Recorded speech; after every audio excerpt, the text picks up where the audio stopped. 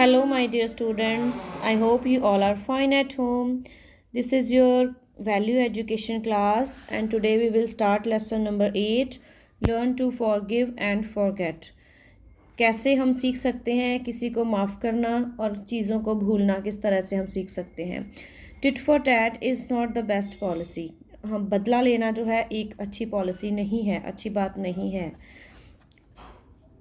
One day you find your lunchbox empty.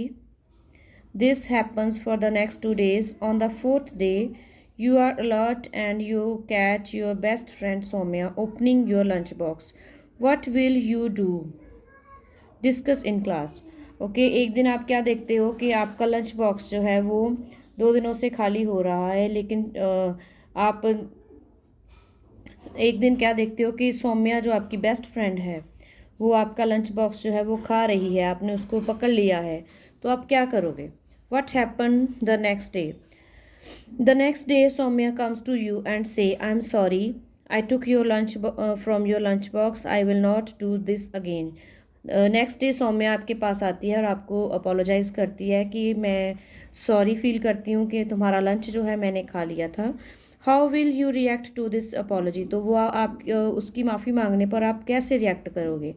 Number 1, you accept Soumya's apologies and shake hand with her and she is your best friend again.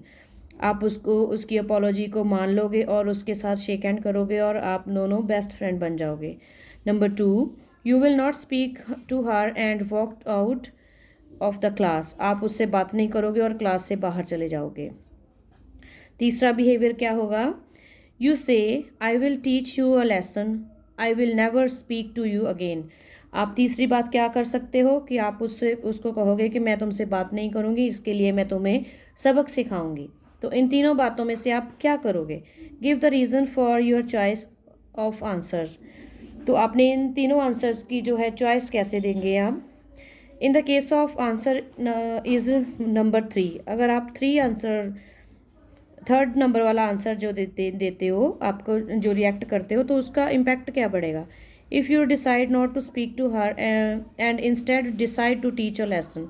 अगर आप उससे बात नहीं करोगे और उसको लेसन एक सबक सिखाने की सोचोगे, तो आप अपनी बेस्ट फ्रेंड जो है उसको खो दोगे. This thought will distract you from paying attention in the class. Every time you think about Soumya or see her in the class, you will get angry. जैसे ही आप उसको देखोगे आपका मूड ख़राब होगा, आप अपना मूड स्पॉइल करोगे, तो आप एंग्री हो जाओगे, गुस्सा हो जाओगे, है ना. अगर आप सेकंड वाला आंसर देते हो, सेकंड वाला आंसर क्या था कि आप उससे बात नहीं करोगे और क्लास से बाहर चले जाओगे. अगर आप in case the answer is number 2, you don't accept Soumya's apology and walk out rudely from the class. You both will not speak to each other from that day on. अगर आप दोनों उससे बात नहीं करोगे और अपने क्लास से रूडली वहाँ से चले जाओगे, तो आप दोनों जो है एक दूसरे से बात नहीं करोगे. Every time you see her you will be angry. अगर जितनी बार आप उसको देखोगे आपको गुस्सा आएगा, किसने मेरा लंच बॉक्स खाया था. You will spoil your mood and in this situation too you are the losing end. तो आप ऐसी सिचुएशन में अपना मूड ख़राब करोगे, अपनी एक बेस्ट फ्रेंड को खो दोगे. अगर आप फर्स्ट वाला आंसर देते हो, फर्स्ट वाला रिएक्ट करते हो कि आप उसके साथ शेक हैंड करोगे और आप दोनों बेस्ट फ्रेंड बन जाओगे, तब क्या होता? You have forgiven Saumya for her mistake. She has apologised and said sorry to you.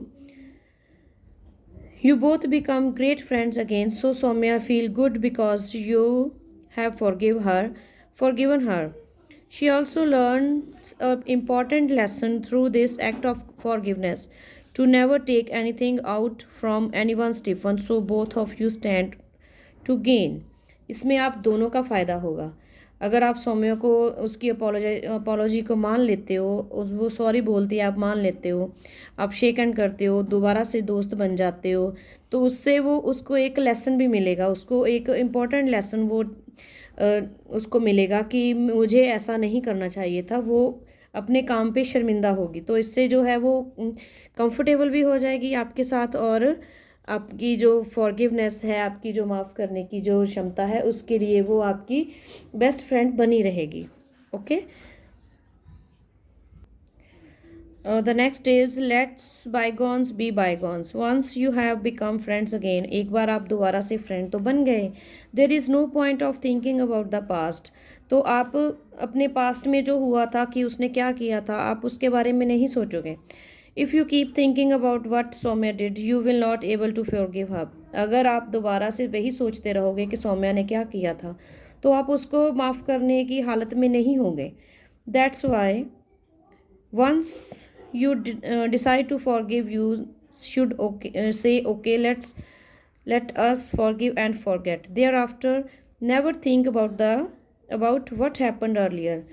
तो आप क्या सोचोगे कि उसको बोलोगे कि आप कहोगे कि चलो छोड़ो जाने दो, हम माफ़ करते हैं एक दूसरे को और हम पुरानी बातें भूल कर, लेट्स बायगॉन बी बायगॉन्स की पुरानी बातें भूलकर आगे की जो है वो अच्छी बातों के साथ हम आगे अपनी फ्रेंडशिप जो है वो उसको कंटिन्यू करते हैं.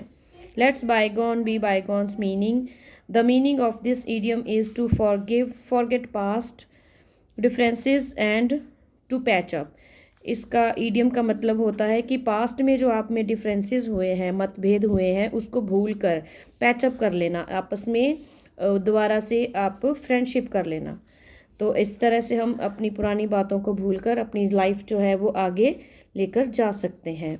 तो this is your chapter is completed. Let learn how to learn to forgive and forget. Okay बेटा, थैंक यू.